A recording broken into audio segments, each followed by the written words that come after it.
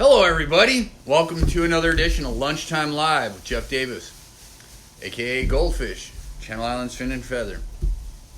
So today I'm going to be continuing on this sculpting for this yellowtail. It's been, just like for everybody else out there, it's been a little bit of an adjustment to this whole quarantine thing. And, I find myself actually at home so that I'm actually sitting there getting stuff around the house done. However, I'm also, getting pieces done bit by bit. Some pieces I'm, knocking out start to finish. Other pieces I'm working on particular pieces that I want perfect. So I want everything perfect, but let's be realistic. There is only so much you can do. You're not God himself. God created the creature. You're just trying to recreate what it is that he created. So today I'm going to be doing some scale work. So let me actually try to make it to where you can see. Everybody, this is Sonny's yellowtail. Big old 46 inch, no kidding. This thing is big old fish. 30 pounder.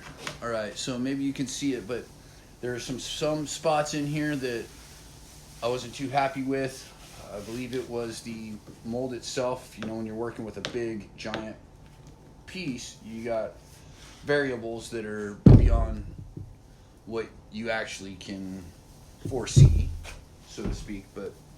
So I want to be able to see what I'm doing. So I want some kind of contrast because the human eye is only going to see so many details when it's all white, So actually you can see a little bit better when I put a little bit of a shadow there. So what I'm going to do is utilize some clay made by Rick Crane, my brother over in New Hampshire, two-time world champion, and industry leader innovations. So to be able to see the contrast in this, what I would do is take some charcoal powder. It's just General's pure powdered charcoal, and then I would put it over this to see the contrast. However, if I'm putting this down, the clay, I want to make sure my surface is clean, so therefore I'm going to hold off until I get it in there. Now, you may be wondering, okay, Jeff, so how are you going to be able to, by the way, the FAA considered Part A to be pretty stinky. I forget what they called it exactly, but a volatile smell. Man, it just smells like some freaking clay. If you ask me, it smells a little fishy because that's the way the chemicals are. But anyway, so what I did was when I had my molds and I did one or two that I wasn't happy with. So let me show you what I did with them. When I wasn't real happy with the way it was starting to peel on the edge of the mold because the heat and the weather, a lot of people don't realize that your conditions in your shop, in your region, the humidity, the heat, so on and so forth, all those are variables that you gotta take into consideration, and sometimes they'll sneak up on you and you won't notice something. Just is what it is. So I wasn't real happy with this first.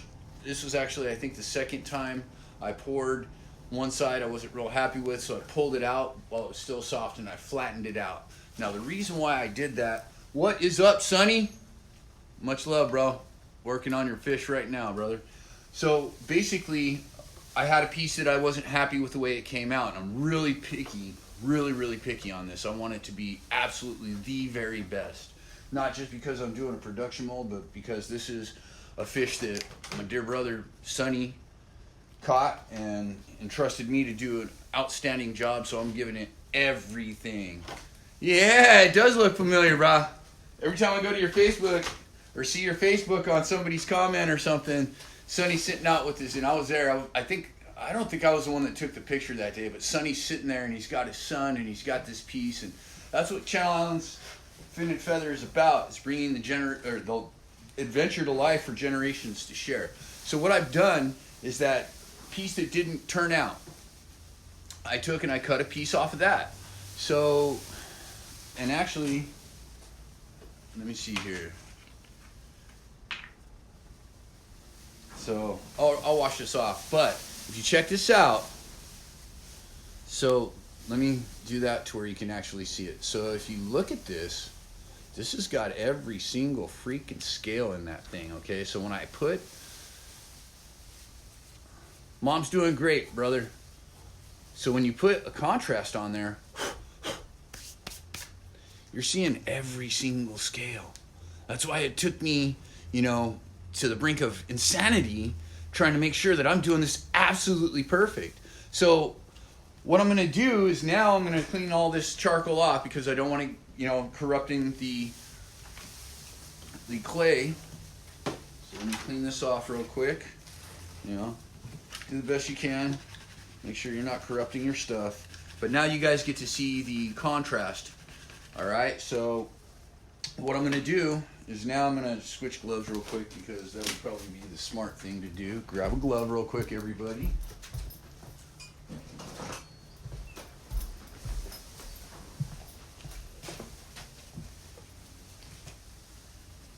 And again, I want to say thank you to everybody for tuning in, all the love and support from Mama, and, you know, forgiving me for having to see this face after 10 years of getting used to not seeing this face. Howdy, partner. What is up? Oh, you like that, Sonny? It is pretty crazy, huh? Thanks for your patience, man. You know, I had to learn some techniques. And when I first took this fish in from Sonny, I told him, hey man, you know, I'm not messing around. I want this to be the best in the world. I want this to be the very best that I can do. And when I say the best in the world, I'm not talking about everybody else. I'm talking about the best Jeff Davis, you know, and I mean that. But I will be world champion. I will, and I will be the best in the world. There's no stopping me. I'll either stop breathing or I'll make it, but I'm not going to ever stop trying. So, with this here, we're going to need a little bit of 70% rubbing alcohol, isopropyl. All right, and then we're going to add to that just a little bit of Dawn. Because you need some kind of surfactant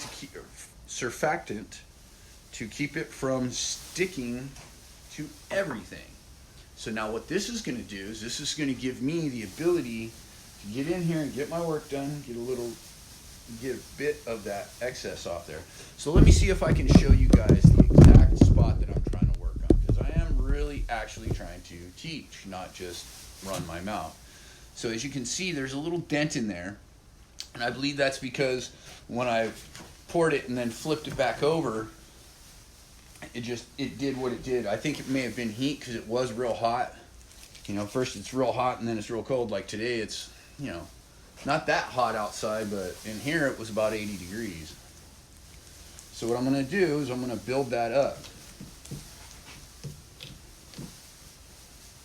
And this clay, you know, selfless plug here for my brother, Rick Crane. This guy, you know, him and the people he works with, I should say, to produce these amazing products. This stuff feathers so beautifully, let me tell you. So it's not going to cover the entire piece, but I can get in here and I can start this area. So another thing you can do is come in here, grab me a brush real quick of the feel that I want, because I want it to be soft, but I want it to be firm enough to where it's going to help shape it. Okay, so I'm going to take this, and that's one thing about clay in this brand is it feathers so beautifully. Like, put it this way, Rick repaired Teddy Roosevelt's moose with this and created actual hair designs and patterns, and you can't tell it. I mean, when I first took some clay up to Chuck for him to check out, and he did the same thing, except it was for a deer's lip area, you know, is missing a little bit of hair, a little bit of slippage, because that happens, you know, and got in there and got that stuff going, and then he's like, dude, call Rick right now. I mean, Chuck was so impressed he had to call Rick, and just, man, you know, so, all right. And another thing is, you kind of don't want to, and I learned that the hard way in competition this last go around. You want to make sure dog hair, human hair, you don't want it near your paint job, man.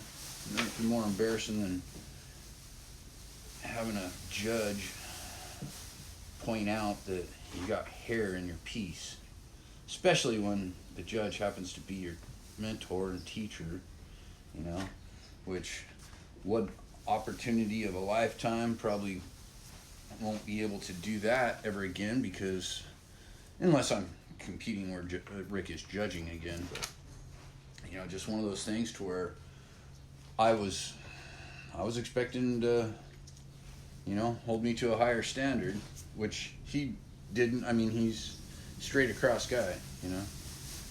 He takes his judging very seriously. So I'm going to take it, and that's actually the same area. So I don't know if you can tell, but see this thick spot? That's where it kind of pooled inside the mold as it was going. So that's the area. So what I'm going to do now, taxidermy is by sight, not necessarily by feel. So if I were to actually want to get this in there, we're gonna stamp it on and then pull it back. And I don't know if you guys can really see that. Let me try to zoom in on that. I know I can see it from this angle. I can't really see the camera. Alright, it's gonna be difficult to show you guys, but I will post some pictures. But you can actually see how it's taking on that absolute beautiful scale detail. Now then, since I'm not really getting what I want from that, what I will do is turn around. I don't know if you guys can tell, but I'm a little bit excited about today's adventure. And also excited about the fact that I only got about 10 minutes before this stuff starts kicking off, so I gotta be quick. You know, that's why I tried to be ready before I even went live. But I'm gonna grab a nice flexible piece. And another thing you can do is, and I probably should have, and I will in the future, but that's when you got a spare piece like that you want to make a mold, or not, you know, from your mold, and you want to use it as a stamp. What you could do, and I should have done, is you take that piece, or you take the piece where you're working with, and in those exact scales, it's going to be different because that's what you're repairing. However, you take a little bit of silicone and you make a stamp out of that. So let's do this again. You know what? That was the problem in the first place. All right. And this clay is just so amazing. You know, one of the biggest benefits of this stuff is it's sticky. One of the biggest challenges about working with it is that it's sticky. That's a quote from Rick Crane himself. All right, I need to get rid of some of this, and that's another thing, you know. Here's something if you want to make it real simple, and you got a bounty paper towel, that works too. So it's not like you have to actually go through all the crazy steps. It's just the drive that I have, especially when it's, you know, somebody who put me on my first yellowtail. I was on the Island Spirit with Sonny and Zach and the whole crew, and we were out there, and I was in the Gap, and my first time that I ever cast out for a yellowtail, I came back with a 30-pound yellowtail. So I'm actually going to do this for Sonny, and then I'm going to turn around and do one for myself. So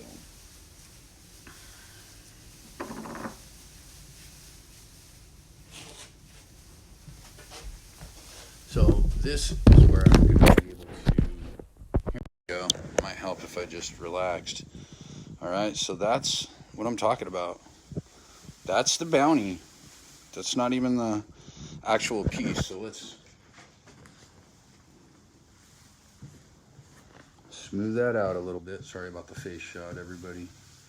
I don't like myself without the beard. I really don't. Well, I like myself, but I don't like the look.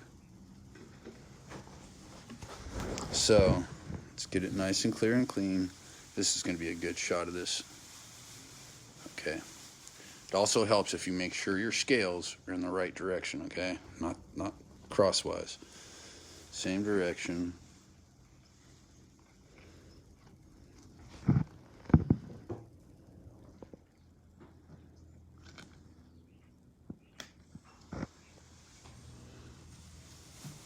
You know what? I think I would have been better off with the silicone mold, but I'm gonna get this done. And yes, I've done this before, but you know, depending on the conditions in the shop, like I told you, and everything else, you're gonna have variables.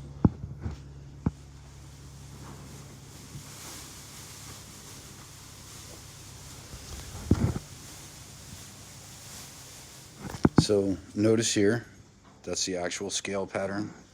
That's the repaired area. So this is that feathering I was talking about. So let's come in here with a little bit of brush work.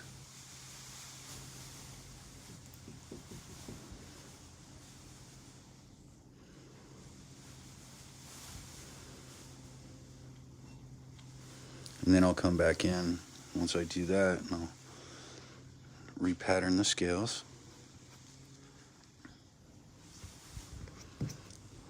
So a lot of things about taxidermy has a lot of people curious, and as taxidermists we want to know how the hell people are doing things. A lot of times for me, you guys are watching me figure it out on the fly. You know, I know what I'm doing, but at the same time you're going to have those variables that you work through. So there you go. And then so now you can see the difference in that after I feathered it. It's not such a big giant rise. And then I'll come back in after that kicks off, and then I'll do that again. So that is, turn this around. Sorry for the mug shot again. Isaac Case. What's up, brother? You know, I never liked smoked salmon. And then I went to Kennewick, Washington with Tyler Ono and Leon Matthews. Went up to Tri-City Taxidermy. And when I was up there, Sir Isaac Case came in and brought some smoked salmon. The best smoked salmon I have ever had. I would have to say it was probably a little better than what I brought back from Alaska. Well, actually, I can't say that. That's stuff that I caught up in Alaska during the Masters workshop, or Master Series workshop with Rick Crane on the Alaskan Adventure. Not only was it an amazing, life-changing adventure fishing on the Kenai River, but when I brought it home, my son and I and my mom, we had, I only brought back 2 fish. You're allowed 3, but I actually released one, just the way it is. And I probably should have kept it, sent it home whole, and made a mold out of it. It was a perfect green head, maroon color. It was amazing. But anyways, hi Isaac. So there we go. So I just want to give a big shout out to everybody out there keeping everybody safe. If you know somebody that's in the healthcare industry, reach out to them, love on them, thank them for what they're doing. I've got a lot of friends that are in the field, and I got family that are out there doing it too. So just get out there or reach out there and love on somebody that's taking care of those that are sick, because this ain't no joke. A lot of people, I've heard some people make jokes about it. Yeah, we're humans. That's how we deal with it, is humor. But this is a serious situation. Stay at home. Stay distanced from other people. If you're around elders, if you're around youngsters, if you're around those that are compromised, make sure you're taking the proper precautions. You know, if you got a beard and you need to wear a mask, and you're around somebody that's a risk, get after it. Shave that stuff off. It'll grow back. You know, 10 years of a beard, it'll grow back. My mom was more important than that. So anyways, what I will do is get right back after it. Gonna mix me another batch and get in there and get on that before it actually kicks off, so that way it is finished in that area. I'm thinking I'll be probably about 2/3 maybe completely done today with the sculpting. Like I said, I'm really picky about what I'm doing, and the quality of my work actually drive myself insane. You guys think it's hard to watch me or be around me? Try being me. You know, my mom used to always hate when I would say that. So you want to do about a 50-50. I mean, like, not about, but you want 50-50. So I'm looking, and that's pretty good. Maybe a little bit more of the stinky stuff. When I say it's stinky, it's not that bad. I mean, I thought the FAA was like full of it when they said, "Oh, that's a volatile smell. You can't have that." But so you want to make sure you're utilizing your blue water, not water. Sorry, my mistake. It is rubbing alcohol with a little bit of Ajax, a little bit of Dawn in there. But Angler's Artistry calls it blue water. So I would imagine this is blue alcohol. Not the drinking kind either. What's up, Willard? Proud of you, brother. Hard working man, sustained a very gnarly injury and pushed through it and rehabbed himself. He's taking care of his kids. He's taking care of his life. Proud of you, brother. Keep at it, man. Keep your chin up. Keep your faith. You know, God's got a plan for all of us. And you're doing it, brother. So stay on it and stay after it, man.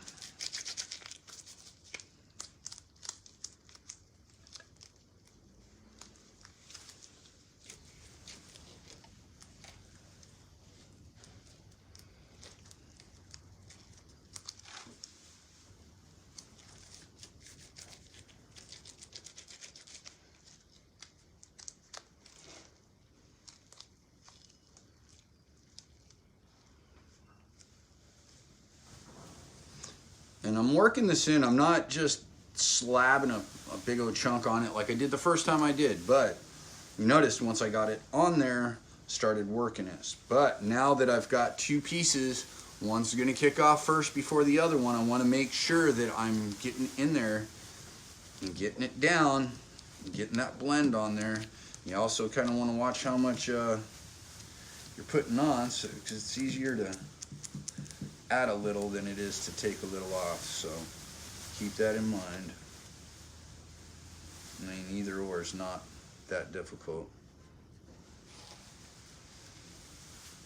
And also keep in mind, you already got that first layer down, so you're going to want to make sure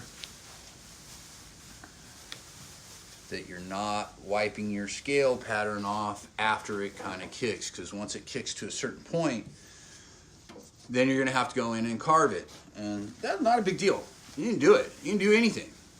Don't forget that. You know, I have confidence that it's not just me. When I was told that, I was like, yeah, sure, I can do anything. And then, you know, Chuck Testa threw me a neck from a duck that had a torn neck, and it corkscrewed around it. You know, as you guys saw last week, I did a repair job on my daughter's pintail. That is 99.99% back to its actual original. I'm not going to touch it but that whole area was ripped and torn. And if you've worked with birds before, you know it's not that easy to turn around and repair something that's already together, because it's like leather, and you got to literally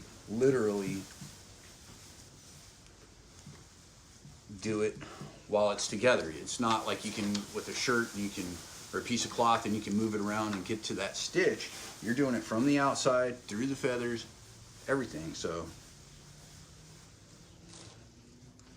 I'm going to come in here and feather those edges. The reason why you're seeing a bunch of gray is because my brush was actually dirty. And that's all right, I'll deal with it. I mean, it's not going to corrupt it so much that it's not going to work. And I'm also looking at the angle. You want to make sure it's nice and smooth.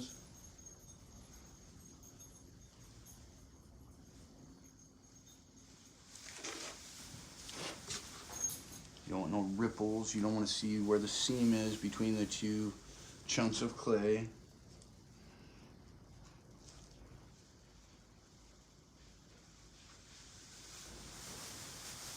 You want to be very aware of the fact that you want to look at this at an angle when you're done and make sure your fingerprints aren't in there.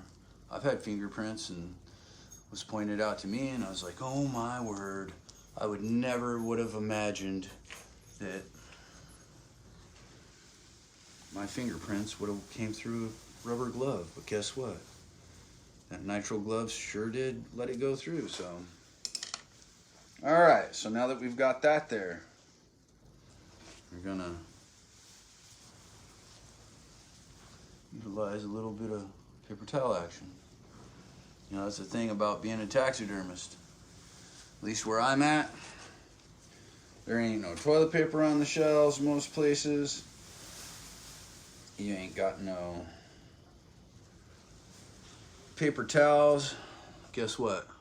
I actually use toilet paper inside my birds, the wing bones. I'll wrap that with a paper towel. I'll wrap the legs with toilet paper. But going back to old school, because if I can't get a hold of it, it ain't gonna stop me from doing mounting. I'll do it with just good old polyfill. That's how I learned in the first place. Tyler Ono, Leon Matthews, they showed me, you know, you can use a little bit of paper towel and, you know, a little bit of toilet paper in there, and it's gonna backfill that stuff, and it's gonna be really convenient, very quick. And when you're doing commercial work, that's a major thing about running an operation and keeping things proficient and profitable. Actually, we're gonna go this way.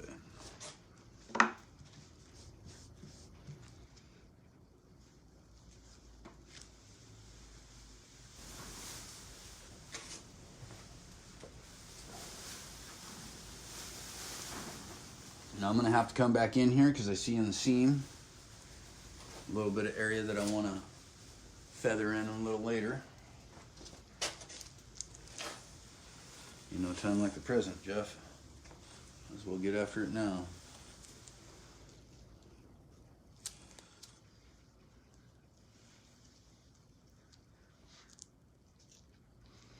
So just want to thank everybody again for tuning in, spending a little bit of time with this project with me. Looking forward to setting up my Zoom account and everything else so that I can get some meetings in with a couple of different boards that I'm on, and some friends as well, just to hang out. I guess Zoom's the new way to hang out with your buddies, you know?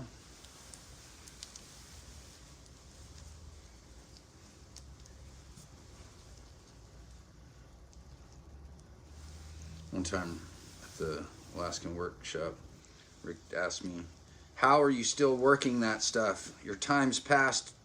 It should already be kicked. I'm like, I'm constantly rubbing alcohol to it. Thea Stella! Much love to Thea Stella.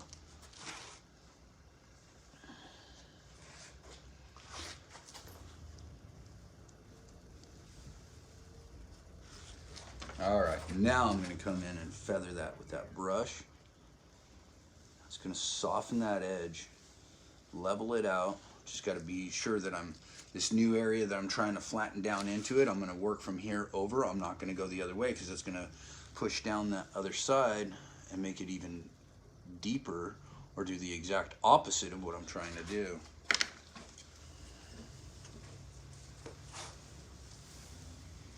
So I'm not really setting the pattern as much as I'm trying to clear off the excess streaks so that I can see where I'm at.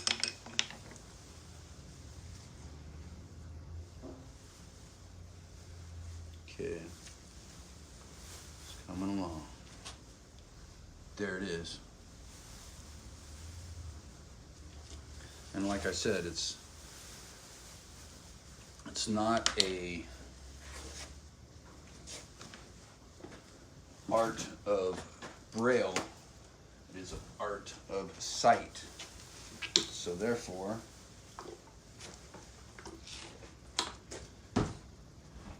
you can get away with things by, like a friend of mine was asking me the other day about fish taxidermy and the fact that we're not able to do stuff, and I'm like, bro, you've wanted to learn how to do fish, we got time, we'll use, you know, some kind of program, because he does not have an iPhone, so FaceTime wouldn't work. But I was like, dude,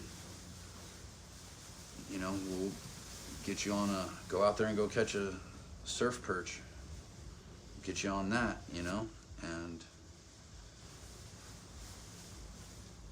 he was concerned with losing a scale, and I got into the fact that, you know, when it comes to a scale, you can reproduce a scale. And that's why I'm not too worried about this being, you know, absolutely perfect at this point. I can always come back in and carve that, or I can turn around and take some medium. Okay, so medium is a pigmentless acrylic paint. So basically it's just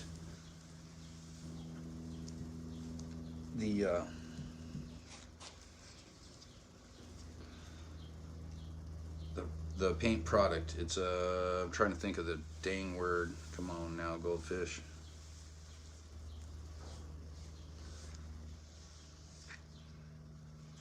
Nice.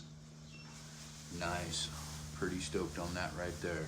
So I'm gonna get off this subject, because I forgot what I was talking about, because I'm a goldfish. That's why Chucky named me Goldfish. I never remember what the hell I'm talking about, even in the middle of what I'm talking about. My mom is good, Thea Stella. Yes, ma'am. And I am doing very well. Alright, so got a little bit of a piece in here that I want to kind of smooth out. But if you look, alright everybody, this is the pattern in this area over here. And that's the produced pattern. So anyways, what's up, Mr. Felix?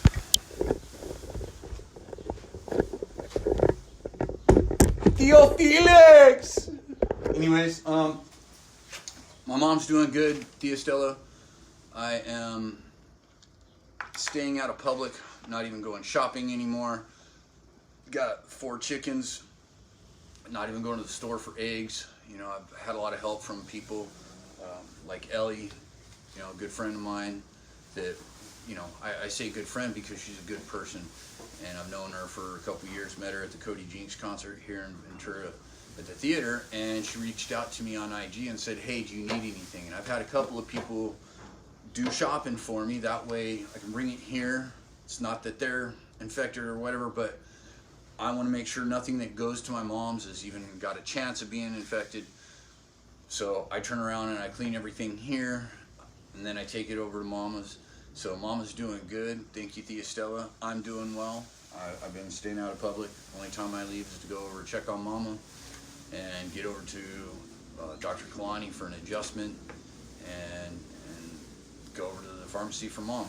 But I always go first thing in the morning anytime I go anywhere. That way I know it's still clean. So make sure that you're keeping your family close, your prayers loud, so that God can hear you. Let's everybody pray for those that are in the line of fire, those that are suffering from this pandemic. Everybody keep your sanity, you know, and and just keep your faith. And whatever it is that you do, now's the time to sharpen your skills. So whatever your sword in life is, be it art, be it music, be it dogs barking in the background, now's the time to sharpen that sword of yours. You know, a warrior, when he would go into battle, you know, they would go out and they would go sit by themselves.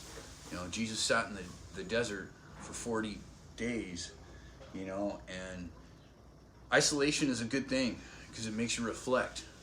Because you can't be better if you're not getting deep inside yourself and figuring out what it is that you need to improve on, what it is that you need to change. Had a good sister of mine, you know, reach out and just talk about, you know, she could use words of encouragement. And that's what I did. I reminded her, you can't get to the top of a mountain. You can't get to that peak if you're staring at that peak. You gotta keep your nose on the grindstone. Keep your eyes on that trail. Pay attention to each step. Start with baby steps. Whatever it is you're doing that you're trying to improve on or perfect, make sure that you're doing the best you can every step of the way. The way I look at it is, you know, you make the best decisions you can throughout a day, and you're going to end up at the end of the day with having a good day, whether it be a challenging day, a character building day. You know, I do not believe in a bad day anymore. It's all about perspective. And if you do not look at things as a bad day, you just look at it as a character building day or a challenging day. And then sit down at the end of the day and reflect on what it is that you went through, what it is that you did to overcome it, and how you can do such things and use such techniques in the future to be able to overcome stuff. So just get to it and be a better person and be the best in the world, the best you in the world. Anyways, enough rambling from the goldfish. Thanks for tuning in, and, you know, reach out and love on somebody. God bless you all.